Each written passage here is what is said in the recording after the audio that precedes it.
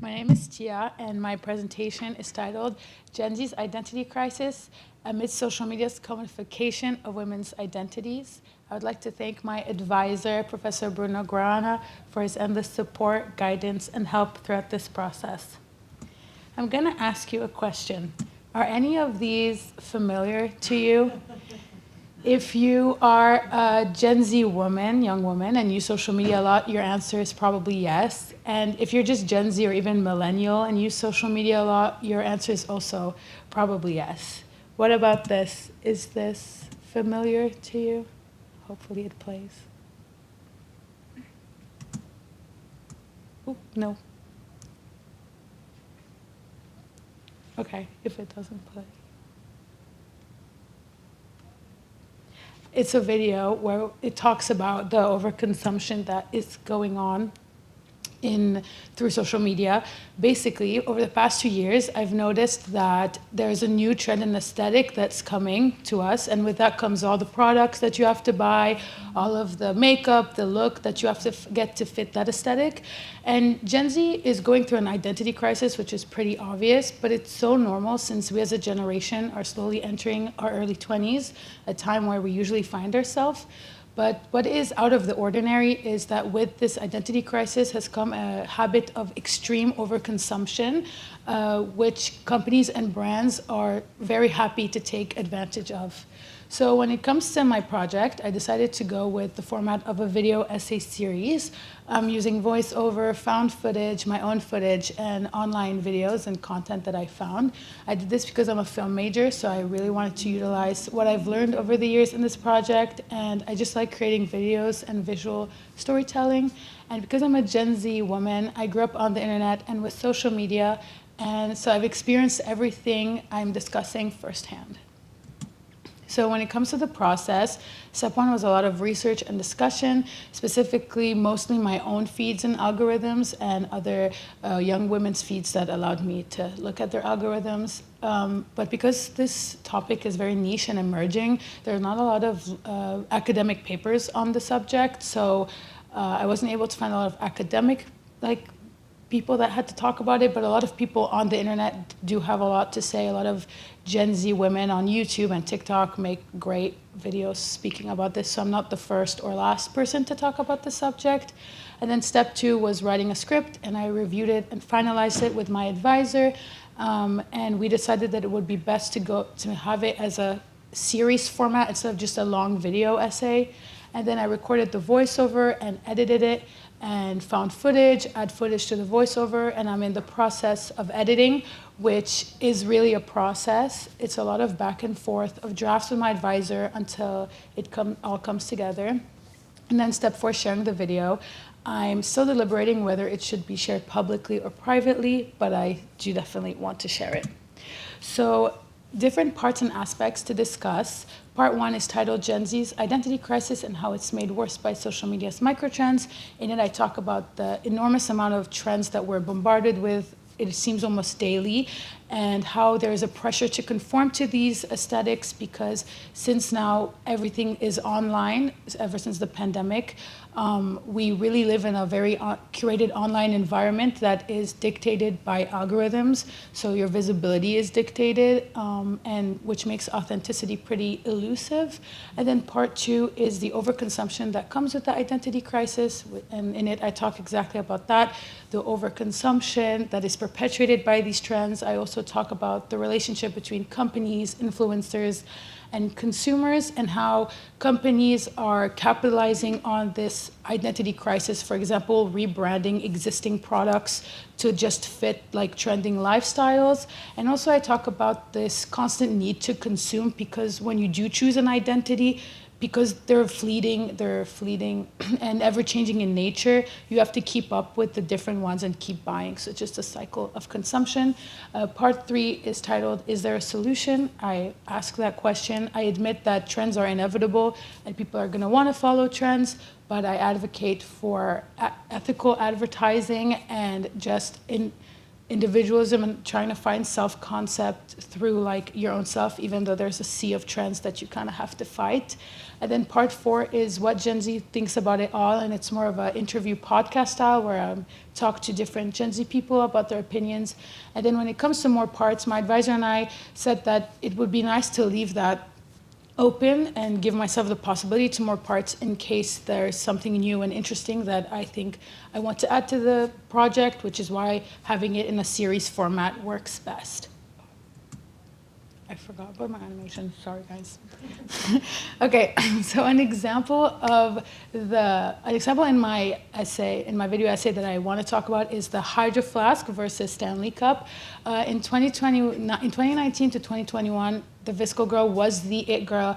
Everybody had a Hydro Flask, and then now in 2023 to 2024, it's the clean girl and the Stanley Cup. So what's the difference between these two? Literally nothing. They just offer you a different identity. So it's really not about what these products do for you. It's more who you become when you have one. And the brands are so aware of this. Now new lines of products are coming out. The same thing, just inflated price tags, basically. So why is this topic important to me? As a Gen Z woman, this topic really directly affects me. And as many, I'm sure of you feel, there's just such social media fatigue from the constant advertising we are subjected to. And an identity crisis in our early 20s is so normal, but brands trying so hard to make money and capitalize off of it is not. So I really think we must become aware and take control of our feeds again. Thank you.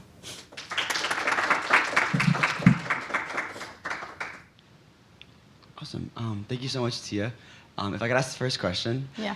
As a fellow filmmaker, I just love this project so much. It's so important and interesting. And I wonder, I'm sure you had a lot of footage, it sounds like, to go through, kind of what it was like sorting through that footage and determining, what felt relevant, what felt the most important to share, and like how you ordered all the footage. I think for sure, like my main thing that I had to choose is from the many, many TikToks of people just being like, you need this, you need that. And because the trends are so like happening, it's really hard to stay relevant by the time I want to post these videos. But yeah, I don't know if that answered your question. Okay, yeah. Amazing job, Tia. You slayed that. I'm just curious, like I know, also speaking as a Gen Z woman, this kind of stuff came to rise when we were like in middle school, grade school. Now that you've done this project, do you have any advice you'd give to your younger self as you were kind of like becoming accustomed to the things you mentioned here? I think for sure that literally it changes, like as soon as you think you have it and you're cool, it's gonna change. And then there's a new thing that's gonna come up and you're gonna feel uncool because you don't have it. So pick what like what makes you most happy, regardless of what like everyone around you is saying this is what the it person has, because there's no such thing as an it person, I guess. So yeah.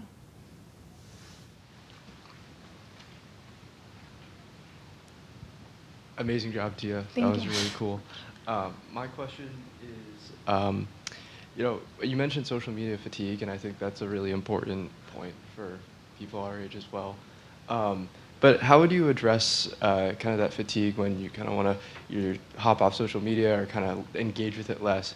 I know sometimes there's a disconnect because people feel that they're not going to be, connected with their friends or people or things like that. But at the same time, on the same platforms that they're doing that, they're also getting bombarded with this, advertisements and like all this kind of things that you're talking about. So how do you navigate that kind of dichotomous part? I just like delete the apps because my self-control is not good, like if I have them, I guess. And with dealing with FOMO, I just think of like when I'm posting, like, I don't know, like when I'm posting things, I want people to see it. So I'm just like, this is what people want you to see. So you're not really missing out on anything, just like observing other people's lives as they want themselves to be perceived. And they'll probably, if you're close to them, they'll probably tell you about it. So you're not missing out on much, I guess. It's really interesting. Thank you. Thank you. So not to like overshare about my own algorithm, but I was wondering what you think about, I've noticed some of the influencers are now de-influencing, but I feel like they're still influencing us.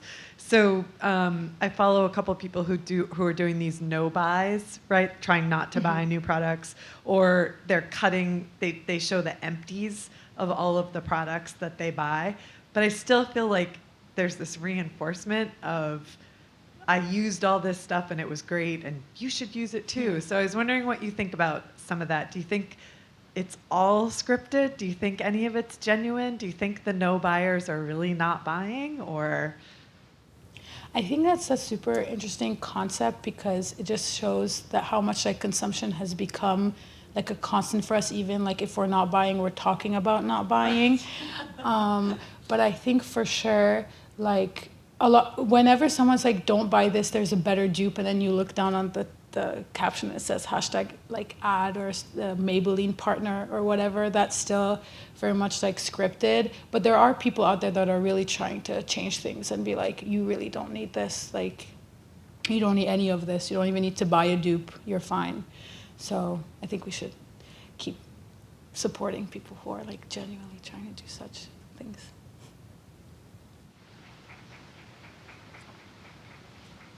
It's a really nice presentation, Tia. Thank you. I know you thought a lot about the art of the video essay. I was wondering if you could say a little bit about what you learned about effective video essay, like whether in series form or otherwise, and also like what you learned by making a video to critique what is largely like a culture of videos. For sure, video essay was new to me, even though I'm a film student. A lot of like the projects that I've had to do were more like actors. So the biggest challenge I had to be like was, I have to, even though I have the script, I have to think of like what I want to put in it, whether I want it to be in it or not, like speaking to the camera. I was very grateful for the fact that I had like an academic background in actually writing essays, because it's very different from writing a script. It's hard until it's not, I think I will say. And I forgot the second part of the question. Oh, what do you think, like, what did you learn from making a video form to critique a culture of video consumption? Yeah. I think I thought it was I learned that it's like the best way to do so is like I thought would be to like show through video, but then I thought like if it made me think about my own values and stuff, especially in part 3 where I talk about ethical advertising, of like, if I were to post this and I want to make money off of it, am I going literally against everything I'm critiquing? So that's where I had to really think about the concept of ethical advertising, because there's a whole online now economy that depends on ads, and we can't just take that away and take people's like livelihoods away. I just think we have to like fix the way things are to make it more ethical and authentic. Thank you.